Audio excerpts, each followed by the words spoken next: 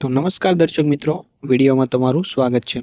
તો મિત્રો, સાળંગપુર ધામમાં આજે બપોરના સમયે એક દુર્ઘટના ઘટી હતી। એક કારમાં અચાનક વિસ્ફોટ થયો હતો અને ત્યાર પછી આ કારમાં આગ લાગી ગઈ હતી।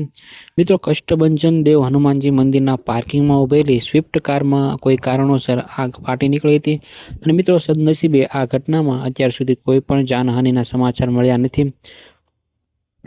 મિત્રો, આ ઘટનાની જાણ થતાં જ ફાયર બ્રિગેડની ટીમ તાત્કાલિક ઘટના સ્થળે પહોંચી ગઈ હતી। ફાયર ફાઇટરોએ ઝડપથી કાર્યવાહી કરીને આગ ઉપર કાબૂ મેળવ્યો હતો।